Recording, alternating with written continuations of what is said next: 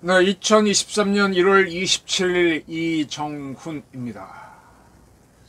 중국이 대만을 칠 조짐을 약간 보였다고 합니다. 근데 이것을 위해서 뭘 했느냐? 역사 조작을 하는 걸로 저는 봅니다. 와, 웃깁니다. 역사 조작. 그러면 왜 역사 조작을 하느냐? 시진핑이 코너에 몰렸다는 거죠. 3년이면 했지만 모순이 극대화돼서 무너지느냐? 그걸 모면하기 위해서 대만 침공을 하느냐? 그런 기로에 서 있는 걸로 보입니다. 프랑스 일간지인 인텔리전스 온라인 1월 23일자가 이렇게 보도했습니다. 중국 사회과학원의 고상 신임 원장이 대만을 침공했을 때 중공이 받게 되는 국제 제재 있죠. 그 제재로부터 살아남는 방법이 무엇인지 연구를 해라 라고 해서 연구에 들어갔다 라는 보도를 했습니다. 이게 무슨 얘기인가 하면요,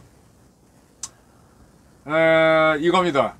제가 이제 몇 차례 어디서 많이 강의하는 건데, 작년 8월 달에 중국 사회과학원에 중국 역사연구원이 있습니다. 사회과학원 밑에.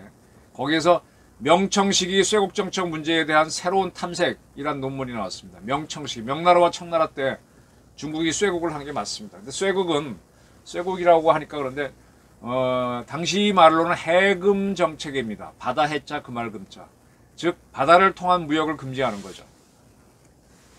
이렇게 된 거는 그 명나라에 앞서서 원나라가 있었는데, 원나라가 유라시아를 거의 통일했죠. 그리고 일본을 치려고 하다가 실패합니다. 근데 일본을 치기 전에 이미 일본에서 나온 왜구가 원나라에 많이 쳐들어옵니다. 그래서 그것도 잡을 겸 해서 고려와 더불어 쳐들어갔는데 그게 실패를 하죠. 그때 뭐 바람이 불고 화공을 해가지고 카미카제로 졌다 이렇게 돼 있습니다. 그리고 나서는 일체 일본과의 무역을 금지시키고 일본을 떠나서 해양 모든 무역을 금지시키는 해금 정책을 갑니다. 이게 결국 쇄국 정책이죠. 명나라가 들어선 다음에도 왜구의 침입은 자심했습니다. 그래서 명나라 장수 척계광이 맞을 겁니다. 굉장히 활약을 하게 되죠. 왜구를 잡고. 우리나라에서는 고려 말에 이성계가 황산 전투에서 왜구를 선별할 바 있습니다. 그렇게 왜구를 치는 게 큰 전쟁이었습니다. 그래서 왜구를 안 만나기 위해서 명나라도 그랬고, 그 다음에 청나라도 해금 정책을 이어갑니다. 이 해금 정책을 이어가는 동안에 유럽은 대항해 시대로 가버리죠. 대항해를 하게 된 거는 르네상스 시기를 거치면서 이 이탈리아에 있는 작은 도시 국가들이 중개 무역을 하죠. 그때는 이제 한참 그 십자군 전쟁을 치르고 난 다음이니까 무슬림 세력하고 중세 유럽하고는 어떤 교류가 어려운데, 이제 르네상스 시대가 오니까 이탈리아에 있는 소도시 국가들이 중재 무역을 합니다. 중재 무역을 하면서 뭘 갖고 오느냐? 유럽인들이 좋아하는 게 그때부터 커피였던 것 같아요. 커피가 이디오피아가 원산지인데 거기서 그걸 먹으면 기분이 좋아지는, 뭐 지금은 워낙하게 먹으니까 모르지만은 그땐 그랬던 거죠. 그래서 이걸 갖고 와서 파니까 떼돈을 법니다. 그리고 나서 안개 이 씨를 갖고 와서 같은 자연 조건이 있는 데다 심으면 잘날 수 있다, 이런 생각을 해서 지금은 이디오피아 커피보다는 인도네시아에서 사양 고양이가 먹었다가 배설한 루악 커피가 최고라 그러고, 또 하와이 코나 커피, 콜롬비아 커피 이렇게 되는 거죠. 자연 조건만 좋으면은 다 커피가 잘 큽니다. 후추도 그렇습니다. 지금 중국의 차가 굉장히 인기품이었는데 지금은 영국에서 개발한 티가 더 유명하잖아요. 그 중에 실론티라고 하는 거는 중국산 보이차 같은 거를 영국의 식민지였던 인도 밑에 있는 섬나라 실론에서 가공해서 만들었기 때문에 실론티입니다. 그렇게 하면서 이제 이 차가 전 세계로 퍼져나가고, 뭐 후추도 그렇고 이렇게 세계 각국에다 이걸 하다 보니까 해외로 나가면서 대항해 시대가 확 열리고, 대항해를 하다 보니까 동력선이 필요하다 그래서 엔진도 만들게 되고, 그 다음에 이제 나중에는 영국 같은 경우에는 자기들이 많이 입는 양털 옷을 더 만들기 위해서 양을 해외에서 보내서 키워서 그걸 싣고 와서 하는, 점점 무역이 커지죠.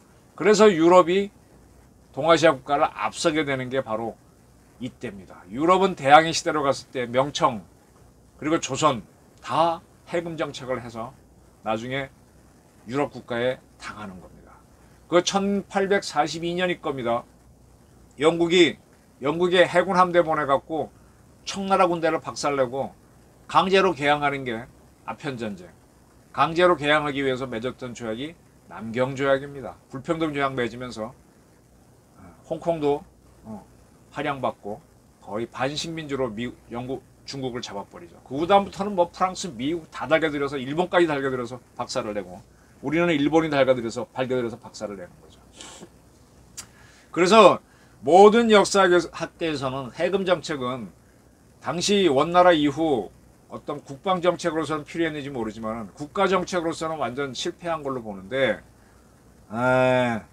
지금 이제 우크라이나를 침공하니까 러시아가 국제사회로부터 제재를 받으면서 무역을 못하니까 지금 미사일 부품도 제대로 못 구해서 북한에서 도입하고 뭐 별쇼를 다 하고 있지 않습니까? 지금 시진핑 중국에서 대만을 때리면 그러지 않아도 지금 미국이 강력한 제재를 하는데 더 제재가 들어가면 견딜 수 있겠느냐? 그럼 명나라와 청나라는 둘이 합치면 한 500년 갔죠. 그런 해금 정책을 하면서도 어떻게 살아남았냐? 그걸 이제 연구를 시켰던 겁니다. 작년 8월 달에. 이 사회과학원 밑에 한 부서가 우리 고구려는 중국의 역사다. 고조선도 중국의 역사다라고 하는 동북공정을 만든 팀들이 바로 여기에 있는. 그러니까 정치를 위해서 역사를 공작하는 팀이 여기에 있습니다. 사회과학원은 철저하게 정치에 예속된 연구자들입니다. 지금 이들은 이 논문에서 뭐라는가 하면은 그때 명청 시기의 쇄국 정책을, 해금 정책을 자주 한관이었다. 스스로 한, 자주. 그거 맞아요. 자기네가 한 거 맞으니까. 한관. 한이라는 걸 탁 막는 한계를 하는 거고, 관은 관문을 막는 겁니다. 자기 스스로 쇄국을 한 거다. 맞아요. 자주성은 있어. 누가 뭐 시켜서 했나? 지들이 한 거지. 근데 결론적으로 나중에 유럽 국가의 식민지가 되죠. 이 논문은 서방 식민 세력으로부터 중국의 안보와 경제, 문화를 지키기 위한 자주 한관이었다라고 쓰고 있는데 대항해 시기 때는 감히 유럽이 중국을 치려고 하지 못하죠. 그리고 긴 바다 여행을 해서 와서 싸워야 되는데 근데 1842년도에는 긴 바다를 거쳐온 영국이 간단하게 이겨서 아편전쟁에 승리해서 남경조약을 맺습니다. 자주 한관이 한순간에 무너지는 거예요. 북한 주사파들도 한순간에 무너뜨릴 수 있습니다. 이 논문을 썼던 T1의 원장이 바로 고상 까오슝이죠. 까오샹이죠.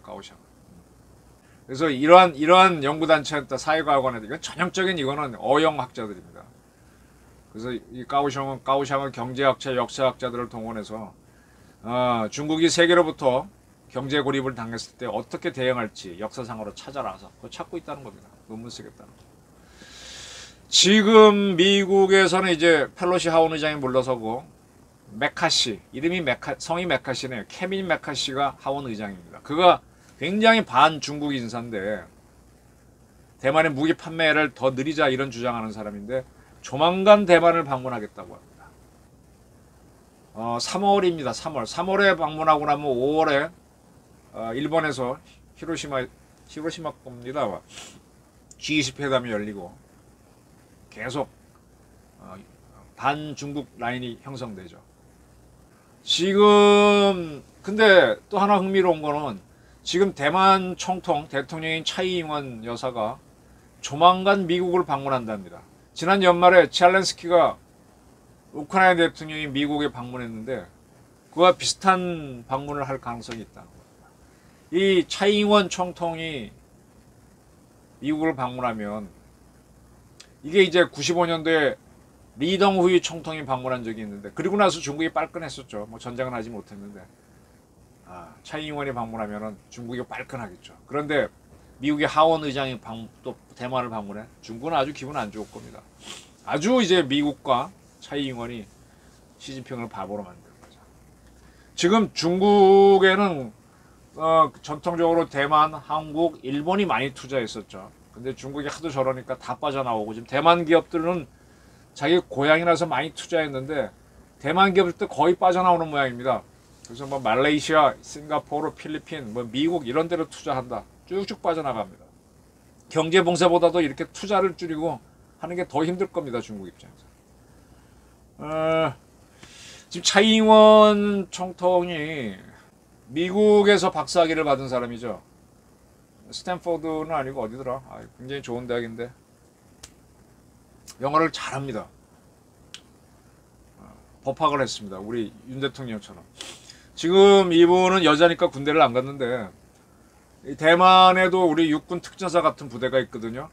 그 특수전사령부를 찾아가서 장병들을 위로하고 또 낙하산 훈련하다가 다친 병사의 이야기를 듣고 눈물도 흘리면서 이렇게 다독이고 있습니다. 그리고 지금 대만은요, 이 전투를 하려면요, 평소에는 이렇게 모든 군에 가보면 보병은 보병대로 보병소대, 포병은 포병소대, 뭐 통신은 이렇게 하지 않습니까? 전쟁하면 어떻게 돼요? 둘을 탁 묶어야죠.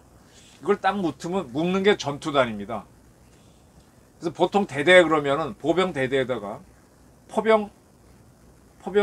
포중대 하나 붙이고 또 뭐 통신소대 하나 붙이고 기갑소대 하나 붙이고 장갑소대 하나 붙이고 이렇게 해서 싸우는 겁니다. 그걸 대대 전투단이라고 그러고 연대를 그렇게 하면 연대 전투단. 이렇게 딱 항상 이렇게 만들어 놓은 이 전투단이 이게 핵심이죠. 그런 게 이제 미국에서는 여단이나 사단 그런 개념인데 지금 대만도 평소에는 육군을 이렇게 병가벌로 나눠놓고 있는데 지금 중국의 위협이 크니까 2019년부터 몇 개 부대는 아예 다 통합해놓고 바로 싸울 수 있는 부대를 만들어놨죠. 육군 10군단 예하의 기갑 586 여단이 그런 부대 같습니다. 여기 또 가가지고 또 차이잉원 총통이 이번 설에 또 격려를 하고 뭐 이런 식으로 계속 돌아다니고 뭐 해군 부대도 방문하고 이러고 있습니다. 그리고 이제 중국과의 전쟁은 우리 대만이 선택하는 상황이 아니다. 중국이 한다면 우리는 한다. 우리는 전쟁을 피하고자 하는데 들어오면 피하지 않겠다 이겁니다. 피할 수도 없고 네, 이러고 가고 있습니다. 이런 내용의 편지를 바티칸 있는 교황한테 보냈죠. 자, 이런 상황입니다. 차이잉원이 이렇게 물러서지 않고 또 미국의 하원 의장이 방문을 하고 차이잉원도 미국을 간다. 그러면 시진핑은 뭐 자기가 뭐 대단한 것 같지만 아무도 자기를 인정 안 하잖아요. 적이 자기를 두려워해야 되는데 적이 자기를 무시하면 참 꼴이 아니죠. 그래서 대만을 침공하고 참 하는데 할지 안 할지는 모르겠습니다. 근데 하다 힘이 딸리니까 역사를 거꾸로 해석해서 명청시대의 쇄국정책을 의미 있게 하는 그런 어영학자들을 동원한 논문을 쓰라고 하니 참 웃기네요. 무너지느냐 승산 없는 침략을 하느냐 기로에 서 있습니다. 시진핑이 무너지면 김정은도 무너질 수 있습니다. 저는 대만과 중국 사이의 갈등이 커지거나 미중 간의 갈등이 커진다면 확실한 반중 노선, 중국 인민 해방을 위한 투쟁에 대한민국이 참여해야 된다고 봅니다. 역사 조작까지 하는 중국, 동북공정을 우리가 많이 봤죠. 네. 중국을 보면서 이게 바른 길이야 하고 가르쳐줄 만한 힘과 능력을 우리가 발휘했으면 합니다. 경청해 주셔서 감사합니다.